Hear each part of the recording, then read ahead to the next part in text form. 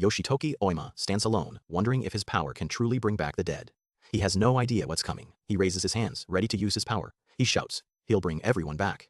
This changes everything. A woman holds a small, strange creature. She looks at it with hope. Then she gasps. Look, she cries out. He sees a familiar face. His eyes widen. It's Reen, he shouts. He didn't today we have. To your eternity, Chi 1 through 3. Subscribe for more recaps. Expect this at all. Reen smiles. It worked, she says.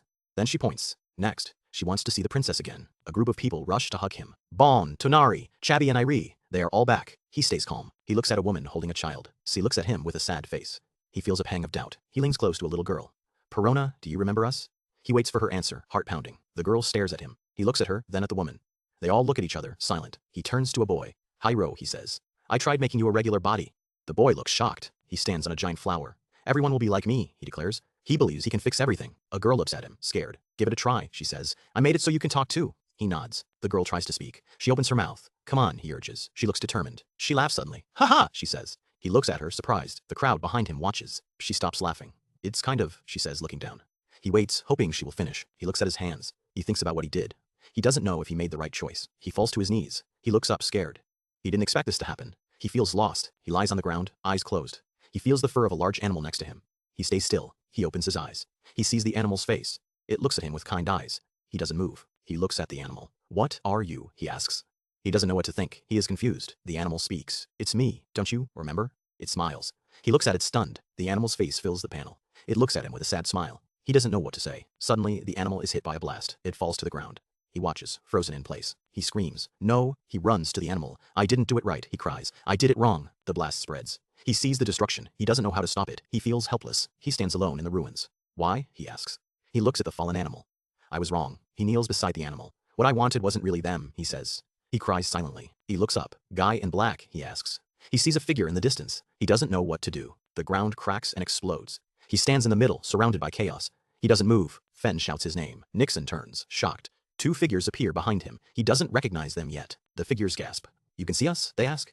Nixon nods, still confused by their sudden presence. He asks if he's dead. They explain he can see them now because he gained powers like Mr. Black's. A giant sphere floats above the ruined land. It protected this place when the chaos began around him. Nixon looks around wildly. Everyone else is gone. He's alone in this broken world, searching for answers. He spots people frozen mid-motion. They're stuck in place like statues caught in some strange force. A dark figure appears beside him. Nixon wonders if this is another of Mr. Black's powers at work. A giant fist slams down near him. He stands still, staring at the massive hand that just missed him. The fist shatters into sharp pieces. They fly apart, leaving Nixon untouched but surrounded by debris. The pieces lie still on the ground. Nixon watches them, realizing the attack failed to harm him. He looks at his hand. He believes he can destroy this threat, and all others like it right now. He knows it won't last. They'll return. He'll have to fight them again, and again, forever. The title page appears. Two figures stand on a glowing map. To your eternity is written below them. Dark smoke swirls on the left. On the right, Nixon stands under strange floating fruits, watching silently. He looks up at the sky. The fruits hang still. He stays quiet, waiting for something to happen next. A man in black walks toward him. Nixon stares. The man says his name. Imo-sama, he calls him. The man asks, do you want to live again?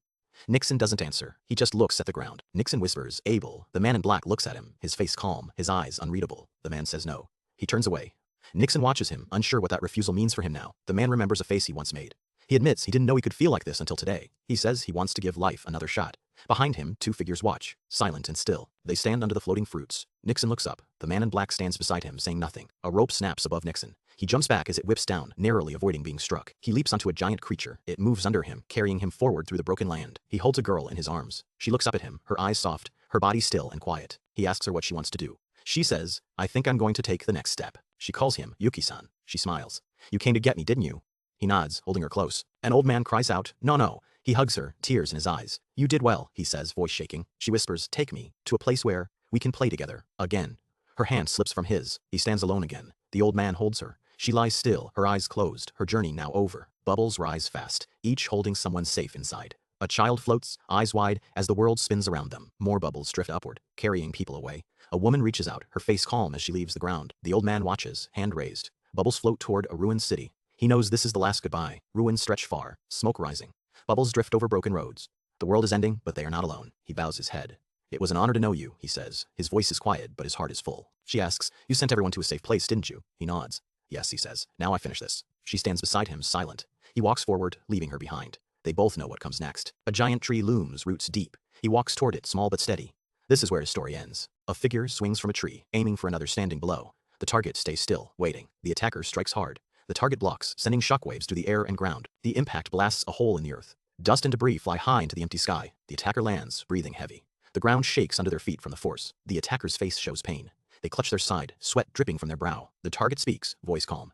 They ask if this is the answer the attacker sought. The attacker charges again, fist raised. They aim to end the fight with one blow. The target dodges, then counters. The attacker flies back, crashing into the dirt. The target floats, speaking softly. They explain why the attacker still exists today. The target recalls the world's creation. A man in black made everything from nothing. The target slams the attacker down. They speak of sounds, colors, and smells he gave. The attacker lies broken. The target explains how left, right, up, and down were made. The attacker lies still, thinking.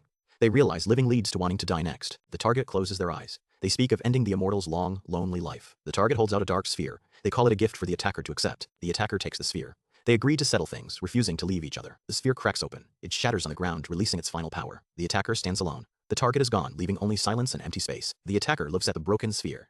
A tree grows from its remains, roots spreading. The target smiles faintly. Their work is done. They fade away, at peace. A quiet house sits in the woods. Smoke rises from the chimney. Calm and still. A man bursts through the door, holding a child. He shouts, calling for help. The group gathers inside. One man sits, wounded, as others rush to his side. A woman cries out, holding an owl. She asks what happened, her voice shaking. A boy explains, voice serious. Immo brought them here to save them from an explosion. The group sits in silence. They realize they are the only ones left alive in the world. A woman looks down, stunned. She says nothing, her face pale and still. A man shouts, face red. He demands to know if the world truly ended just now. A girl stares, eyes wide. She can't speak, her mouth open in shock. A woman gasps, hands on her cheeks.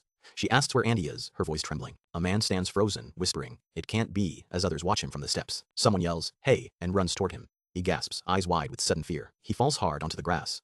A girl sits nearby, asking if things went as planned. He lies there, breathing heavy. He starts, then turns away, silent. He stares at a giant tree, remembering, had a kid, with a lacking. He recalls the mother was gone. He held a baby. He was a quiet baby. He looks up at the sky, feathers falling. That was when I first realized. The girl leans close. He whispers, "I should have realized earlier. It was too late." He kneels alone in the field. "I didn't make it. I was too late for everything," a man says. "If you told me earlier, we could have done more stuff together." The girl shouts, "Yeah, I know." She jumps. "I should have blown up that flying sheepan." They stand together now. The man in black looks ahead, calm and still. The girl's eyes flash with anger. Her hair flies as she clenches her fists. A woman asks, "You got brought back to life?" The boy nods, "Yes." Crowds cheer from balconies. Someone shouts, "By Imo-sama," as others bow. A boy holds a basket. "Hey everybody, March said she's hungry. What do you want?" He walks away, smiling. His steps are light, like he's carrying no weight. He kneels, offering food to a girl. She takes it, her face lighting up. She holds a white orb. "It doesn't hurt anymore," she cries, eyes shining. Others cheer. "Let me try it too." One jumps, "And let me do it again." The woman holds her food, staring. "So, Imo." The girl looks up, curious. They sit at a table, eating. Someone asks, "Did we win? Did we lose?" Hands reach for food. Did we win or lose to the knockers? Someone wonders. A girl yells, "What did you say, Imo?" As a loud noise shakes the room. A blast erupts. Watch! Shoo! People duck as debris flies everywhere. A man eats, chewing loudly. Crunch. He doesn't notice the chaos around him. Someone yells, "Imo," as the room shakes. People scramble to stay upright. A blob of goo rises from the table. Everyone stares, frozen in shock. The girl speaks calmly. "Sorry to scare you. The knocker is trying to kill me from the inside." They crowd around her. "Wait, the knocker is inside your body?" someone asks. She wonders if this feels like catching a cold. Her body shakes, but she stays calm. He yells at her, pointing hard. He thinks she could have stopped the knocker, but chose not to. His face twists in anger. He cannot believe she let this happen. His hands clench tight. Someone sighs, watching her suffer. A child asks, "Are you going to die?" Her eyes stay dry. She looks down, weak. "The knocker's power is huge," she says. "Look at me now." The child hugs her tight. She whispers, "I might." Her voice fades. The glass sits empty. They all stand close, watching her. Their faces show worry. No one speaks. The air feels heavy. A monster head appears behind them. Its eyes glow. They turn, frozen. No one moves. She stares, shocked. He nods slowly, eyes closed. "That's certainly rough," she says softly. He stares hard. "You're fighting a life or death battle within your own body," he says. They rush to help. "We'll move the desk and put down a futon," one says. She nods weakly. She lies still under a blanket. Someone whispers, "Let him rest." The room stays quiet. He lies there, eyes open. He thinks, His breath is slow. The silence grows. Nixon speaks low. "He'll exist, but won't affect anything else," he says. "Transparent like us." He looks out the window. "We didn't see the logic of defeat lurking behind victory," he says. She smiles faintly in bed. "Heh," she says. Her eyes close. The pillow holds her head. He sits alone, thinking. "I don't know what effect this choice will have," he says. "I drew a bath." He looks out the window. "The warmth from the next room just plain makes me happy," he says. The city looms large. Their place to return, 4 piers. The buildings stand tall and cold. The words, "To your eternity," fill the page. A small figure stands alone. The sky is empty. A crowd screams, "My chip isn't working," someone yells. Panic spreads fast. No one helps. People shout, "This body's bugging out," and "The shop's busted." They run in circles, scared. Someone says, "Let's quit being Kaibara." Others agree. "Get out here, Kaibara," they yell. A bird flies over the city. "Riots breaking out all over," someone says. Smoke rises below. She sits on the ground. having bodies with a limited lifespan, she says. He nods, yeah. She stands up. We decided to watch over the path Imo chose, she says. Her voice is firm. They walk away. All right, let's go home a day, he says. She looks back. See ya. He walks ahead. It felt like we alone ended our battle and were granted peace, he thinks. A giant foot stomps down. This is only the beginning, doll. A voice growls. Dust flies. She looks up, scared. I don't know how to comfort the world. So I need help, she says. She covers her face, shocked. Girls, she cries. Ah, echoes around her. He stares, stunned. Did you do this, Imo? She nods. Yeah. Others gather, worried. 3, they shout. Imo-sama told us everything. He opens his arms wide. Feel free to hug, he says. Here I am. She runs into his arms. I'm so glad you're back, she whispers. He holds her close. Let's hug, 14. She reaches for number 52. He turns to her. It's finally time for you to become human. She points at him, determined. Her hand shakes as she speaks. He stands firm, calm. She looks up, unsure what to do next. She steps back. Wait a second, I want to think on it, she says. She walks away slowly, head down. The path ahead feels heavy. She holds a small tool. The dirty me who tried to change you, she thinks. She hugs herself tight. Doll? Abel looked very cool through your eyes. She curls up, small. My true nature is despicable, she whispers. She clutches her knees. Then I will become a real crab with you. He hugs her gently. You don't have the courage to become a living thing alone. She looks up, surprised. Thank you, crab, she murmurs softly. She sits alone, thinking. I must recharge. I have to keep being me. He stands beside her. The people from the lab want to go to the hot spring tomorrow. She looks at him, eyes wide. Wait, what happened to your body? He runs ahead. I got Imo-sama to make it for me, she yells. He turns, surprised. I want to support you, just a doll. She stares, stunned. How, do you know that? She whispers. He smiles, calm. Her eyes stay fixed on him, unsure what to say. A group gathers around a glowing orb, their fates tied together. The title to your eternity looms large. A room is in chaos, bodies sprawled everywhere. 2 figures stand in the doorway, one holding a pan. One person hugs another, both asleep on the floor. The scene is quiet, peaceful, despite the mess. A man smiles at a young boy. The boy looks surprised. The man says breakfast will have to wait. People walk through a ruined city. Text explains Kaibara gave up ruling. Technicians now plan the future. A girl speaks to someone off panel. She says she planned to have fun, no matter what happened to her. People sit on a hillside. One says they'll take things slowly. Another says they're up for anything. A lone figure walks through a desolate landscape. Text says they'll watch over everyone's paths. 2 figures stand on a cliff. Text speaks of beginnings, endings, and changes. The view is vast. A boy looks up at a tree. A fruit falls. He says, oh, as he watches it drop toward him. The boy stands under the tree. He says it's a peach pear tree, so they didn't go extinct. He smiles. The boy slips and falls. He yells as he tumbles. He grabs a fruit and says it's super sweet. The boy lunges forward. He screams as he's hit. Someone yells at him to reincarnate as a human. The boy is thrown backward. He looks shocked. A star-shaped object flies through the air. The boy yells at someone off panel. He says it's time. He tells them to come back when reborn. The boy runs. He asks if they finally tired of fighting him. He says he lost count of the years. A village of wooden houses stands under a dark sky. The buildings look sturdy, built to last. People gather around fruit. One says they were picking fruit. Another asks if they want to boil half. A man yells at a boy. He says the boy is late and asks what he was doing. The boy looks down. A woman holds a baby. She says the husband fell asleep from exhaustion. The boy says he'll help. The boy pulls a bamboo blind. He says, okay. His face is calm, focused on the task. A woman holds a baby and calls out Imi. The baby sleeps peacefully in her arms. A man runs up and yells, March. Another yells, congratulations. The woman smiles at the baby. The boy looks at the woman. She says this is her second time being a mommy. He says, The boy sits beside the woman. She says she wants to follow the child where life takes it. He agrees. The woman looks at the boy. She says she can't stay with him. Her eyes are full of resolve. The boy's face twists in shock.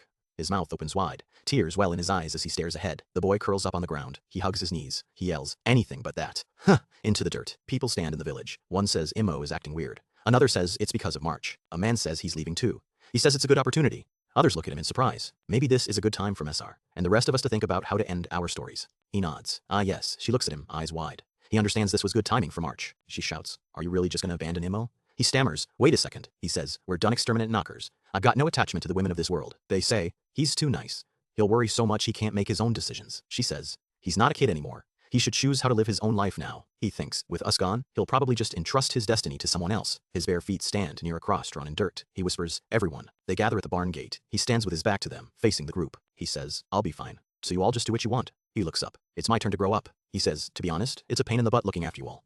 Because I'm a grown-up. She asks, then you'll be all right? Alone now? He looks away, silent. They say goodbye. Let's go, Itty. See ya, Imo-san. He turns, yeah? They walk away under the moon, she calls. I'm good too. He answers. Oh, I'm fine, he yells. Why not take it easy a little longer? Like, another 100, 500 years? They stand together, looking at him. She says, if we let this chance slip by, we won't get another. He says, another failure. She looks at him, serious. He looks down, hurt. He says, Imi still needs his friends. She stands nearby. It's okay, everybody. She says, it's hard for a parent to let go too. She hugs him. This is a good chance for Imo. He asks, what's wrong with 3 years? She says, oh, then we can do 500. I guess I don't have a choice. He says, no, 800. She says, don't spoil him, Gugu. Surely, 100 years is enough. She shouts, that settles it.